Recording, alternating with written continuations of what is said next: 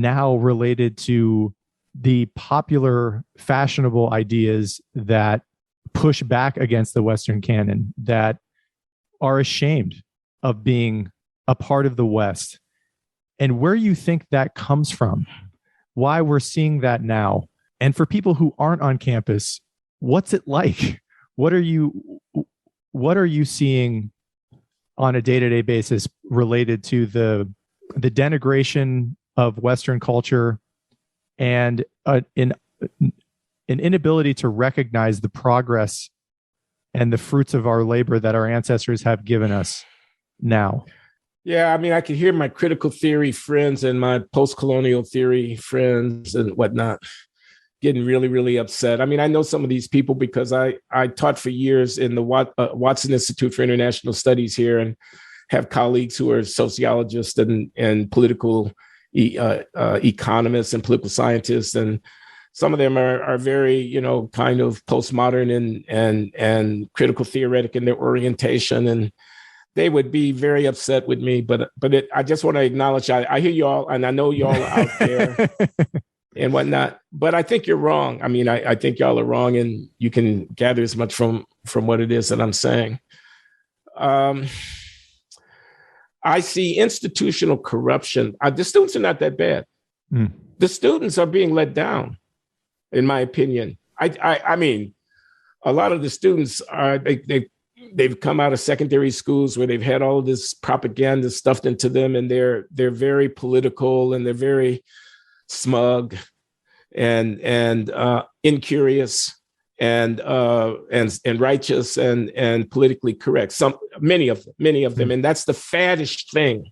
Yeah, I'm going to say that's the fat part of the distribution. That's 40-50% of the distribution of people who are just kind of, in this thing where they know what's right and wrong, and it's all this trendy so-called woke stuff.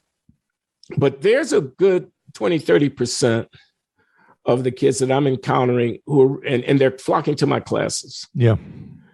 And they're not all conservative by any means. I mean, few of them are actually conservative. Some of them are moderate. Many of them are on the left, but they know the difference between bullshit and somebody who's actually trying to think hard about what are actually hard problems. And they want to be educated.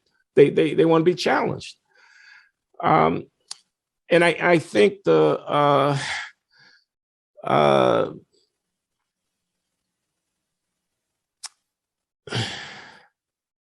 I think that they are largely being let down.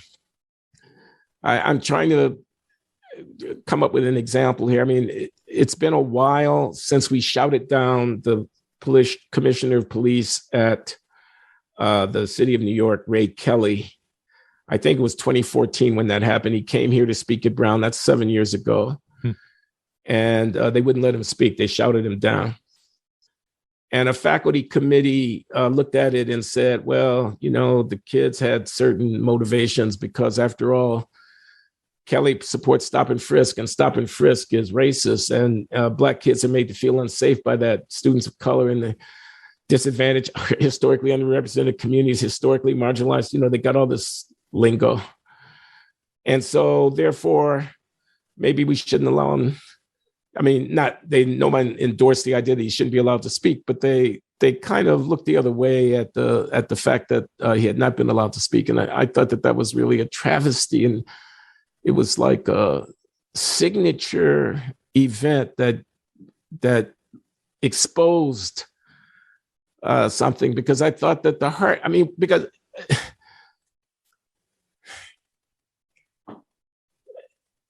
policing a city is probably one of the hardest things you can imagine trying to do. And I actually don't know how to do it. Yeah. So the question is, how do you maintain order? Now, this guy was coming and he had a view. He should have been allowed to be rebutted. We should have taken, if we think it's the wrong view, we should take it on. When we don't allow for the argument to happen, we betray we betray what our calling is, really. So I was just very upset about that. I'm sorry, I'm rambling a little bit here. I'm not actually addressing your core concern. Um, I think the politicization of what we're doing at the university is killing us. I think it's killing us. And when they call me a woke buster, I'm determined. Race has been my beat. That's been one of the main things that I've been talking about. Of course, my concerns extend further. I'm determined to open things up. And I think I've been successful to do that. I have over 100 enrolled in my undergraduate course on race, crime, and punishment in America. And my seminar on free inquiry is oversubscribed. I had to turn away dozens of kids who wanted to take part in a 20-person seminar. They write a paper every week, and they're reading John Stuart Mill. They're reading John Milton, Areopagitica. This is the 1640s. He's arguing to the British Crown not to license the publishing of books, and they're reading George Orwell, Politics and the English Language. He's complaining about the presciently complaining about the corruption of language and the dishonesty of discourse when political talk becomes not analytical and focused, but becomes really banner waving and sloganeering and propaganda, which is where I think we are. I want to read a few quotes from that class, from a few of the. You just froze up on me a minute, Dan. Okay, go ahead. Say it again, please. Yeah, thank you. I wanted to read a few quotes from your class, from the assigned literature that you give to your students. The first is from Plato's Apology. I prophesy to my murderers that after my death, punishment far heavier than you have inflicted on me will surely await you. For the noblest way of life is not to be crushing others, but to be improving yourselves.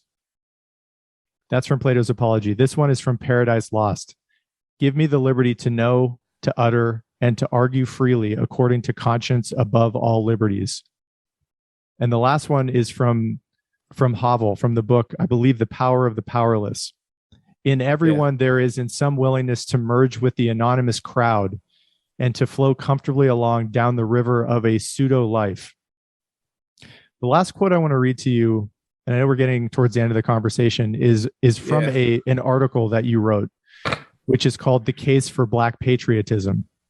And I'd love for you to respond in as much detail as you'd like to the quotes I just read and to this section of this article.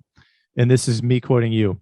I wish to make the case for unabashed Black patriotism, for the forthright embrace of American nationalism by Black people, the currently fashionable standoffishness characteristic of much elite thinking concerning Blacks' relationship to the American project, exemplified by the New York Times 1619 Project, serves the interests rightly understood of neither the country nor of Black Americans. The America ain't so great and never was posture, popular on campuses and in liberal newsrooms, is a sophomoric indulgence for Blacks in the 21st century. Our birthright citizenship in this great republic is an inheritance of immense value. Our Americanness is much more important than our Blackness. We Americans of all stripes have a great deal in common, and our commonalities can be used to build bridges undergirded by patriotism between Black America and the nation as a whole. We all finally want the same things. We want a shot at the American dream. We want each generation to do better than the ones that came before it. We want to feel secure in our homes and in public. We want to live in clean and orderly communities with good services. We want the government to work for us, not the other way around. We want to be treated fairly by society and our institutions. We want personal freedom so that with reasonable restrictions, we can do as we please, including the right to fail. The list of our commonalities goes on.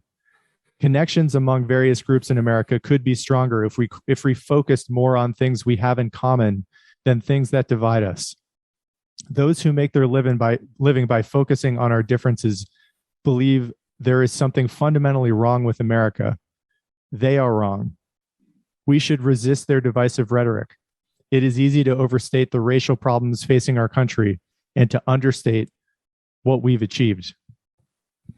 I'd like to Wow. close the conversation and just giving, I mean, I was tearing up reading that, to give you some time to just respond to that. I don't know, you wrote that article a few months ago, but I'd love for you to share any thoughts you have related to those words. Okay, I'll do that. You started with Plato, Apology of Socrates.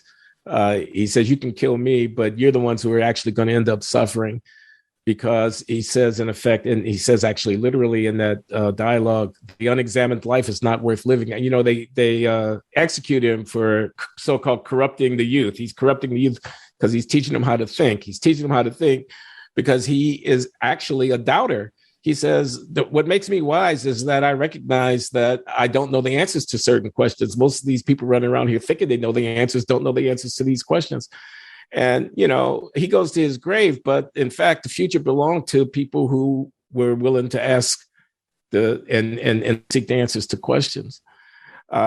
And Milton and, you know, come on, a book lives forever. Why are you going to kill a book? You're going to, you know, a book is immortality. A book is a way that, you know, you congeal in the knowledge of people. And he is insisting on freedom. And Havel is crying from the heart. You know, he says people living within the truth is really the only dignified way of living. You surrender some of your humanity when you just, he says, flow along with the crowd down the river of pseudo life. I love that phrase. Yeah.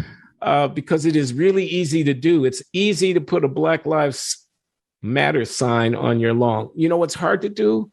To confront the moral tragedy, the catastrophe of violence on the streets of American cities that's taken the lives of so many people. And the root of that is not only political, the root of that is cultural and it's social. It's not only economic. It's not just racial capitalism. It's a kind of corruption of the soul. It's a decay. It's something, it's a dark, dark thing. You know, so anyway, I love these texts. They inspire me to a certain kind of independence of my own political posturing on the patriotism question. And you quote from my piece at such length. Dan, thank you. I guess the line that gets it to the heart of it is that our Americanness is much more important than our Blackness, and I believe that that's true.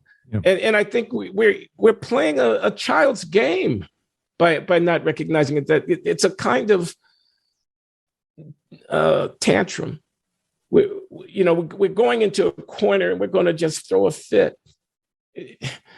And the fact that it's indulged, you know, if what's on the tip of my tongue here will probably get me into trouble. What about duty? What about honor?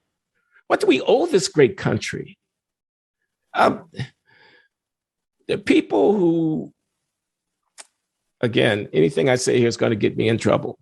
I have much more in common with the working class American who grew up on the north side of Chicago and not the south side of Chicago in those same decades in the 1950s and 60s than I do with somebody in Guatemala or El Salvador who wants a better life, and I don't blame them for wanting it, and wants to walk across the border of the United States to find it. When you say people of color and you appropriate the struggle of African Americans on behalf of our full membership as citizens of this republic, on behalf of the rights to asylum of people who want a better life, and you call that civil rights, and the people who want the border are racist. I mean, I think a big mistake is being made. So, I mean, that's the kind of thing I'm after. Clearly, I have not yet got my thoughts entirely sorted out on the matter.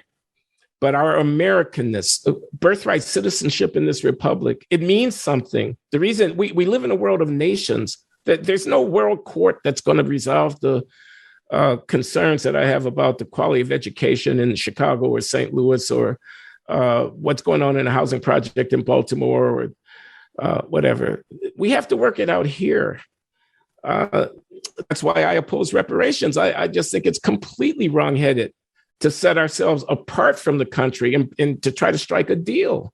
I think we have to put our house in order, and that's the American house. And if we do that, people at the bottom of the society who happen to be of color will get their due. Yeah.